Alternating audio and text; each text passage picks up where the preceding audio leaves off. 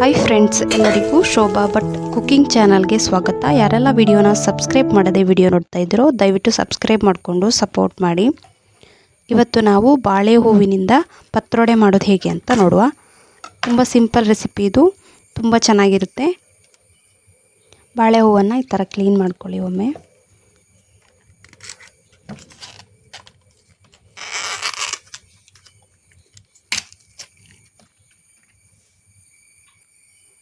ನೋಡಿ, ಈ ಥರ ಇದ್ದರೆ ಸಾಕಾಗುತ್ತೆ.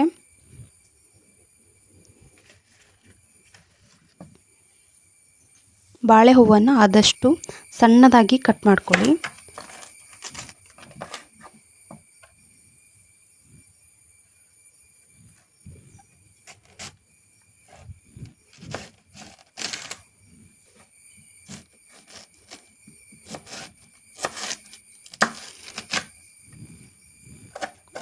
ನೋಡಿ, ಈ ಥರ ಸಣ್ಣದಾಗಿ ಕಟ್ ಮಾಡ್ಕೊಳ್ಳೋದ್ರಿಂದ ಪತ್ರೊಡೆ ಬೇಗ ಬೇಯುತ್ತೆ ಮತ್ತು ತಿನ್ನಲಿಕ್ಕೂ ತುಂಬ ಚೆನ್ನಾಗಿರುತ್ತೆ.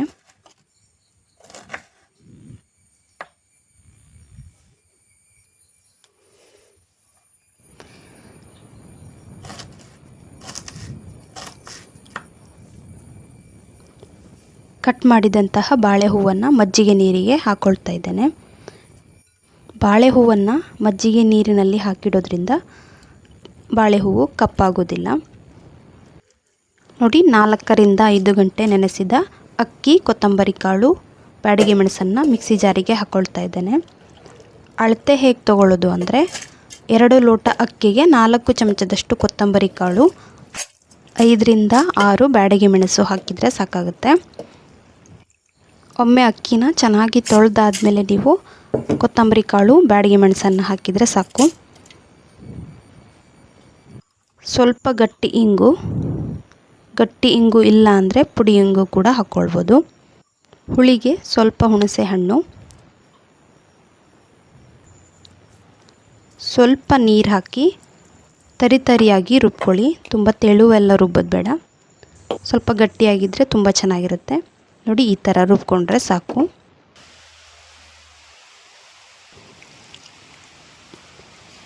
ಮಜ್ಜಿಗೆಯಲ್ಲಿ ಹಾಕಿಟ್ಟಿರುವಂತಹ ಬಾಳೆ ಹೂವನ್ನು ಇನ್ನೊಂದು ಪಾತ್ರೆಗೆ ಹಾಕ್ಕೊಳ್ತಾ ಇದ್ದೇನೆ.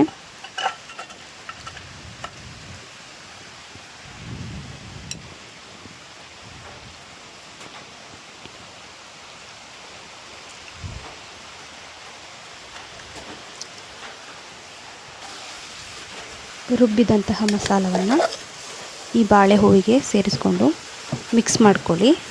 ನೀರೆಲ್ಲ ಹಾಕೋಕ್ಕೆ ಹೋಗಬೇಡಿ, ಈ ಥರ ಗಟ್ಟಿನೇ ಇರಲಿ. ಉಂಡೆ ಮಾಡೋ ಹದಕ್ಕಿದ್ರೆ ಸಾಕಾಗುತ್ತೆ.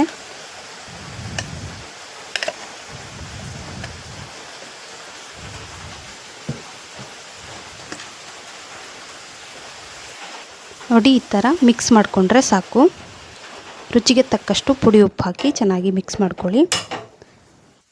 ಸ್ಟವ್ ಮೇಲೆ ಇಡ್ಲಿ ಪಾತ್ರೆ ಇಟ್ಟು ಪಾತ್ರೆಗೆ ಸ್ವಲ್ಪ ನೀರು ಹಾಕಿ ನೀರು ಬಿಸಿ ಆಗಲಿಕ್ಕೆ ಇಡಿ.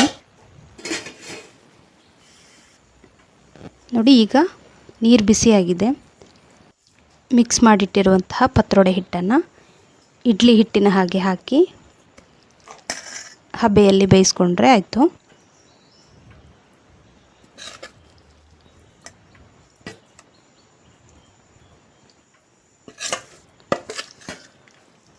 ಬೇಗ ಬೇಯುತ್ತೆ ಇದು.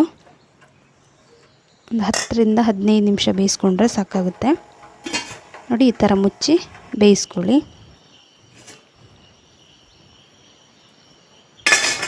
ನೋಡಿ, ಈಗ ಬೆಂದಿದೆ. ಈ ಪತ್ರೊಡೆಯನ್ನು ಈ ಥರ ಕೈಯಲ್ಲಿ ಪುಡಿ ಮಾಡ್ಕೊಳ್ಳಿ.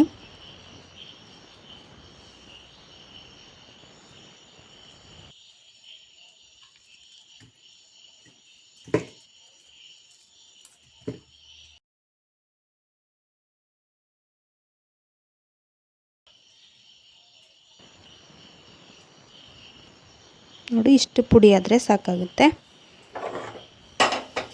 ಸ್ಟವ್ ಮೇಲೆ ಒಂದು ಬಾಣಲೆ ಇಟ್ಟು ಬಾಣಲೆ ಸ್ವಲ್ಪ ಬಿಸಿ ಆದಮೇಲೆ 3 ಚಮಚದಷ್ಟು ತೆಂಗಿನೆಣ್ಣೆ ಹಾಕಿದ್ದೇನೆ. ಎಣ್ಣೆ ಸ್ವಲ್ಪ ಬಿಸಿ ಆದಮೇಲೆ 1 ಚಮಚದಷ್ಟು ಉದ್ದಿನಬೇಳೆ, 1 ಚಮಚ ಕಡಲೆಬೇಳೆ, ಬೇಳೆ ಎಲ್ಲ ಸ್ವಲ್ಪ ಫ್ರೈ ಆದಮೇಲೆ 1 ಚಮಚದಷ್ಟು ಸಾಸಿವೆ ಹಾಕಿ, ಸಾಸಿವೆ ಸಿಡಿದ್ಮೇಲೆ ಪತ್ರೊಡೆಗೆ ಹೆಚ್ಚು ಬ್ಯಾಡಗಿ ಮೆಣಸು ಹಾಕಿರೋದ್ರಿಂದ ನಾನಿಲ್ಲಿ 1 ಹಸಿಮೆಣಸನ್ನು ಕಟ್ ಮಾಡಿ ಹಾಕ್ಕೊಂಡಿದ್ದೇನೆ.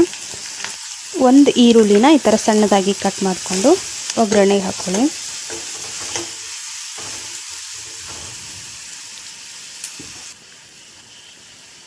ಸ್ವಲ್ಪ ಪುಡಿ ಉಪ್ಪು, ಪತ್ರೊಡೆಗೆ ಉಪ್ಪು ಹಾಕಿರೋದ್ರಿಂದ ನೋಡ್ಕೊಂಡು ಹಾಕ್ಕೊಳ್ಳಿ. ಸ್ವಲ್ಪ ಬೆಲ್ಲ. ಈ ಒಗ್ಗರಣೆಯನ್ನು ಕೆಲವರು ಬೆಲ್ಲ ಹಾಕದೆ ಕೂಡ ಮಾಡ್ಕೊಳ್ತಾರೆ. ಖಾರದ ಒಗ್ಗರಣೆ ಹಾಗೆ ಸಿಹಿ ಒಗ್ಗರಣೆ ಅಂತ ಕೂಡ ಹೇಳ್ತಾರೆ. ಸ್ವಲ್ಪ ಬೆಲ್ಲ ಹಾಕಿ ಮಾಡೋದ್ರಿಂದ ತುಂಬ ಚೆನ್ನಾಗಿರುತ್ತೆ ಈ ಪತ್ರೊಡೆ. ನೋಡಿ, ಪುಡಿ ಮಾಡಿದಂತಹ ಪತ್ರೊಡೆಯನ್ನು ಈ ಒಗ್ಗರಣೆಗೆ ಹಾಕಿ ಚೆನ್ನಾಗಿ ಈ ಥರ ಮಿಕ್ಸ್ ಮಾಡ್ಕೊಳ್ಳಿ. ಈ ಥರ ಪತ್ರೊಡೆಯನ್ನು ಬೆಳಗಿನ ತಿಂಡಿಗೂ ಕೂಡ ಮಾಡ್ಕೊಳ್ಬೋದು, ಇಲ್ದಿದ್ರೆ ಸಂಜೆ ಟೀ ಕಾಫಿ ಜೊತೆನೂ ಮಾಡ್ಕೊಳ್ಬೋದು. ತುಂಬ ಚೆನ್ನಾಗಿರುತ್ತೆ.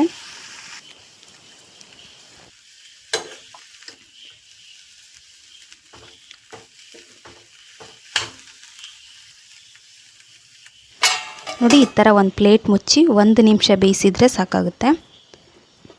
ನೋಡಿ, ಇದೀಗ ರೆಡಿಯಾಗಿದೆ. ಇದಕ್ಕೆ ಮೇಲಿಂದ ತೆಂಗಿನಕಾಯಿ ತುರಿ ಹಾಕಿ ಮಿಕ್ಸ್ ಮಾಡಿ ಇಳಿಸಿದರೆ ಆಯಿತು. ತುಂಬ ಚೆನ್ನಾಗಿರುತ್ತೆ ಇದು.